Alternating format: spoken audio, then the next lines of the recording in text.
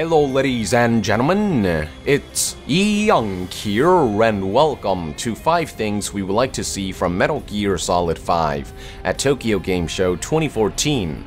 With Hideo Kojima's recent announcement that new information on the Phantom Pain will be revealed during this year's TGS, which will take place from September 18th to September 21st, gamers have once again begun to board the hype train with eager anticipation. It's always a big deal when Hideo Kojima attends a gaming convention, since it's in these events that he takes to introducing radical new features for Metal Gear Solid 5, and TGS 2014 will likely be no different. What he has in store for us is anyone's guess, but here are 5 things gamers are most clamoring to see or hear about. It's been nearly a year and a half since Metal Gear Solid 5 The Phantom Pain was officially announced back in GDC 2013, even longer since the game was teased as The Phantom Pain back in VGA 2012, and we still have no idea when we can expect to get our hands on the game.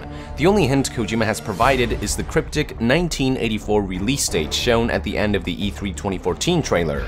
General consensus seems to be that the game will launch towards the end of 2014 at the earliest, and sometime in 2015 at the latest, and with the turn of the year approaching, TGS 2014 seems about the right time for Kojima to finally tell us which glorious day to look forward to.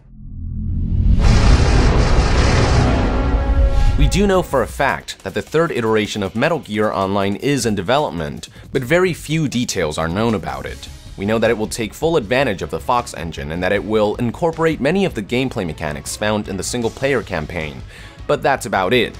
Throughout the months, Kojima Productions developers have been asked many times when we can expect Metal Gear Online to be unveiled, but the answer hasn't changed. It'll be unveiled when the time is right. Hopefully that time is TGS 2014. The major gaming event should serve as the perfect opportunity to show off the fruits of Kojima Production LA's labor. If Kojima truly intends to show off the versatility of the Fox engine's graphical capabilities, he needs to start demonstrating other locations apart from the barren desert of Afghanistan. Don't get me wrong, Afghanistan looks stunning, but it is beginning to get a little stale on the eyes after having seen it so many times. Some footage of a more extravagant location like the jungles of Africa would go a long way in sparking some renewed hype and interest for the game. Fortunately, a Konami representative has confirmed that Metal Gear Solid 5's TGS stage presentation will be showing off new footage of the game outside of Afghanistan. He didn't go beyond that, but it's good to know that we'll finally get a look at something completely new. After the mind-blowing E3 2014 trailer, how can you blame anyone for wanting an encore? Now, my one concern is that with every new trailer, Kojima runs the risk of softening the game's impact on players by revealing too many story details or too many of the game's shocking moments, as was the case with Ground Zeroes. One way to avoid this would be by presenting a trailer that focuses more on gameplay. While the long-form walkthroughs are a fantastic way to show off the game's new features, there are likely people out there who would prefer a compact gameplay trailer that concisely showcases how Metal Gear Solid 5 The Phantom Pain stands out from the competition. Another way to avoid spoiling plot points and shocking moments would be by forgoing a Metal Gear Solid 5 trailer altogether and showing a Metal Gear Online trailer instead. Fingers crossed. After Hideo Kojima unveiled footage showing a different route of E3 2014's Afghanistan mission during Gamescom 2014, keen eyes noticed the existence of a buddy option within the support menu. All we really know about it is that according to the option's description, it allows players to request a support buddy. I do have a few theories in regards to how the support buddy system will work, which you can find in my Motherbase multiplayer analysis, but these theories are nothing concrete. It's hard to believe that the developers left the buddy option in the Gamescom 2014 gameplay demo by accident, so its inclusion could perhaps be hinting that the feature will soon be unveiled. What better time to give it a spotlight than TGS 2014?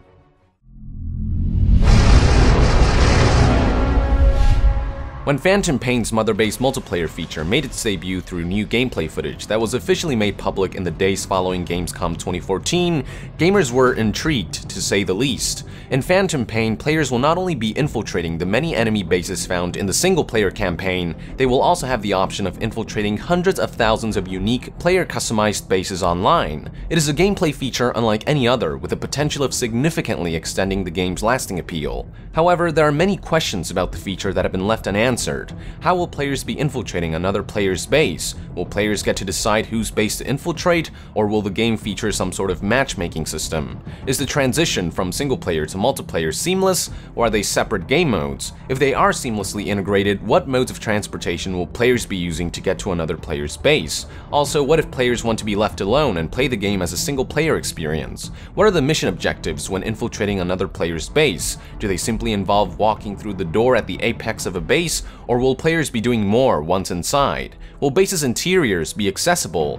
What are the rewards of successfully completing these multiplayer objectives, and what are the consequences of failing? Do both players have to use Snake, or can they use Diamond Dog's recruits? The list of questions just goes on and on. I do have a few theories for some of these questions, which you can hear all about in my Motherbase multiplayer analysis, but my hope is that we will get some definitive answers by the end of TGS 2014. So there you have it, folks, 6 things I would like to see or hear about in TGS 2014 about Metal Gear Solid 5. That is it for today, ladies and gentlemen. Thank you for tuning in. What are some of the things you would like for Hideo Kojima to present at TGS 2014? Be sure to let our nation know in the comments below, and to be further updated on Metal Gear Solid 5, be sure to join the nation and subscribe to Young Yeah. I'll see you guys next time. Thank you very much, and Young out.